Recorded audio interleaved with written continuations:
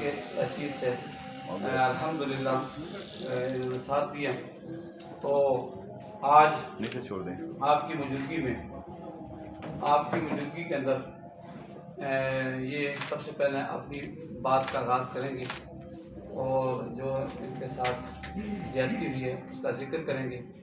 تو اس لیے بحیثیت انسان کے، بحیثیت پاکستانی کے، قانون کے دائرے میں رہ کر، اخلاقیات کے دائرے میں رہ کر یہ جو بات کریں گے وہ بات آپ نے آگے تک پہنچانی ہے، لکھنی بھی ہے اور آگے تک پہنچانی بھی ہے۔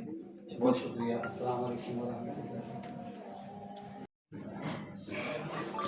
سید رفیع اللہ شرازی میرا نام ہے۔ میں سن 2006-07 سے راولپنڈی اسلام آباد کے اندر الحمدللہ اپنا کاروبار کر رہا ہوں۔ تو اللہ کے فضل سے اسی سٹیج کے اوپر مجھے آپ نے صوبہ ہزارہ تحریک کے لیے بھی پریس کانفرنس کرتے ہوئے دیکھا ہوگا۔ تو الحمدللہ میرا اچھے خاندان سے، سید فیملی سے تعلق ہے، اچھے لوگوں سے، اچھے دوستوں سے میرا تعلق ہے۔ تو سیاسی سماجی اعتبار سے الحمدللہ میں ایک فیلڈ میں اپنا جو بھی ایک اچھا کردار انسان ادا کر سکتا ہے وہ میں پچھلے کئی سالوں سے الحمدللہ کر رہا ہوں، ٹھیک ہے۔ تو کہنے کا مقصد یہ ہے کہ آج آپ سب دوستوں کو، بھائیوں کو یہاں پر زحمت دی۔ یقیناً انسان جب دنیا داری کے معاملات کرتا ہے، اس میں کاروبار ہے، اس میں سیاست ہے، اس میں ساری چیزیں ہیں، تو ایک دائرہ کار کے اندر کرتا ہے۔ تو الحمدللہ میں بھی اسی معاشرے کے اندر، انہی دو شہروں کے اندر پچھلے 15-18 سال سے الحمدللہ اپنی زندگی کے دن بھی اپنے کاروبار میں مصروف ہو کے گزار رہا ہوں، اور اپنی سیاسی اعتبار سے جو میری کاوش ہے اپنے کاز کے لیے، صوبہ ہزارہ تحریک کے لیے، وہ بھی سب کے سامنے ہے الحمدللہ۔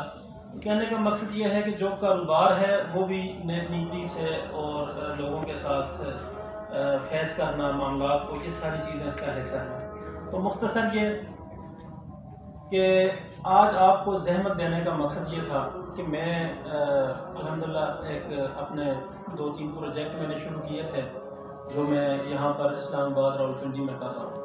تو یقین بھی ہے، مندی بھی ہے، اور خصوصاً پراپرٹی کے کام کے اندر حالات جو ہے وہ بہت پیچیدہ ہو چکے ہیں۔ بہرحال آج میں اپنی بات کا آغاز جو ہے وہ اپنے اس واقعے سے کرتا ہوں، چونکہ میں کوئی بھی پراپرٹی کا کام ہے وہ انویسٹرز کے بغیر نہیں ہوتا، تو لامحالہ مجھے بھی انویسٹرز کی ضرورت تھی۔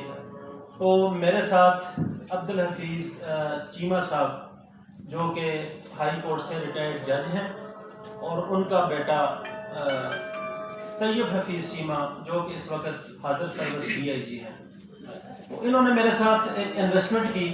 تو بہرحال اتفاق یہ ہوا کہ جب ہم نے اپنا پروجیکٹ شروع کیا تو اس وقت حالات ٹھیک تھے، جیسے ہم آگے چلتے گئے تو انہوں نے میرے ساتھ 8 کروڑ 70 لاکھ روپے انویسٹ کیے۔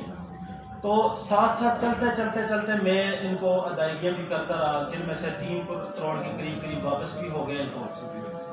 تو اس کے بعد جب کرونا آیا، جب یہ ساری چیزیں پیچیدہ ہوتی گئیں تو لامحالہ پروجیکٹ پہ اس کا اثر پڑا اور لین دین سلو ہو گیا۔ یہ نہیں ہوا کہ کسی بھی سٹیج پر میں دفتر چھوڑ کے یا منظر سے ہٹ گیا یا آگے پیچھے ہو گیا، بہرحال جیسے بھی ہوا لوگوں کو الحمدللہ اپنے لوگوں کو فیس کرتا رہا، ان کو بھی کرتا رہا، اور ان کو ساتھ ادائیگیاں بھی چلتی رہیں۔ لاسٹ میری جو پیمنٹ ان کو ہوئی وہ 28 اگست کو ہے، اور پچھلے 1.5-2 مہینے میں نے تقریباً 60 لاکھ سے اوپر جو اپنی رننگ میں چیزیں آتی ہیں اس دورانی میں دیتا گیا۔ تو اچانک ہی جو اللہ کی طرف سے مطالبہ شروع ہو گیا کہ جی آپ ہماری جتنی بھی پیمنٹ ہے بمائے پروفٹ اکٹھی دیں۔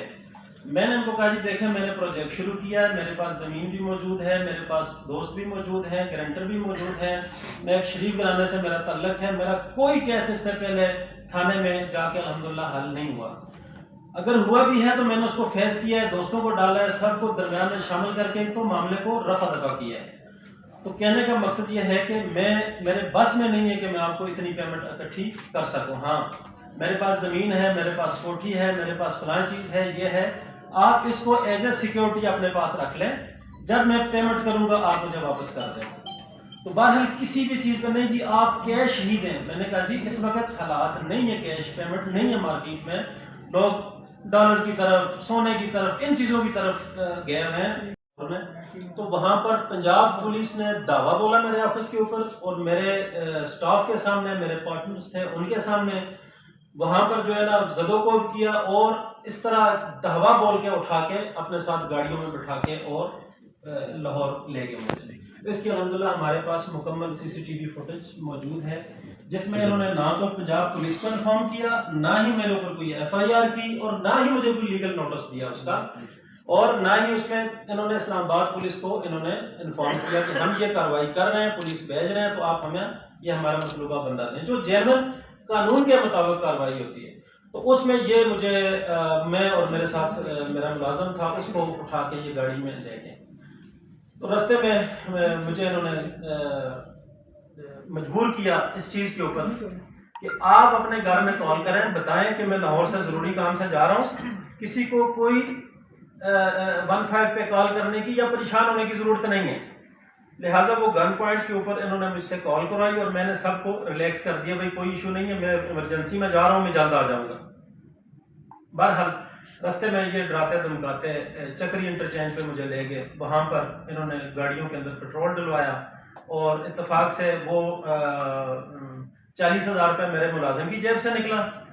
تو باقی میرے ATM سے انہوں نے وہاں پر اپنی گاڑیوں میں 18,000 روپے کا پیٹرول ڈلوایا.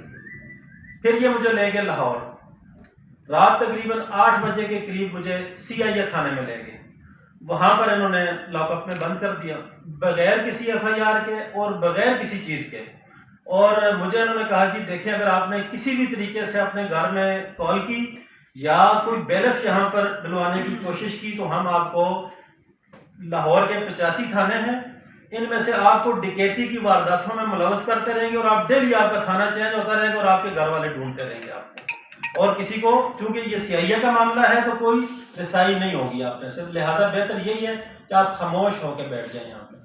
تو بہرحال ایک انسان ہوں، میں نے ماحول دیکھا، کبھی اس طرح کا ایکسپیرینس تھا نہیں، پہلی دفعہ پولیس سے پالا پڑا تھا، تو میں خاموش ہو کے بیٹھ گیا وہاں پہ، جو وہ کہتے رہے اس کو تسلیم کرتا رہا.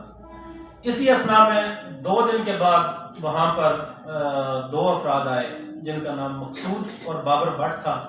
انہوں نے آ کے تو عدالت لگا لی وہاں پہ، دیکھے ایسے سامنے بٹھا دیا، ہاں بھائی بتائیں آپ نے یہ کیا کرنا ہے. بولنے کا انداز بڑا وہ جارحانہ اور یہ اور وہ، بڑا انہوں نے ماحول بنایا ہوا. تو ہم نے جب اپنی ڈاکومنٹ کی وہ دے دی ان کو، تو ساتھ ہی انہوں نے ڈیمانڈ کر دی کہ جی ساتھ آپ نے 4 کروڑ روپیہ کیش کا بھی بندوبست کرنا ہے. میں نے کہا بھائی ہم نے تو یہ رجسٹریاں ہر چیز ڈاکومنٹ آپ کو لا کے دے دی ہیں، اور اسی چیز پہ 2 دن پہلے سے ہماری بات چل رہی ہے، کو جاتے جاتے بھی 2-3 دن لگ گئے، مجھے وہاں پر 4-5-6 دن ہو گئے. تو لہٰذا کیش کا ابھی میرے پاس کوئی بندوبست نہیں ہے. تو انہوں نے کہا جی کہ کیش کے بغیر کوئی بات نہیں ہے. بڑے چیمہ صاحب جو عبدالحفیظ چیمہ صاحب ہیں وہ اس سے بغیر نہیں مانیں گے، لہٰذا آپ ادھر ہی ہیں، یہ لوگ جا سکتے ہیں.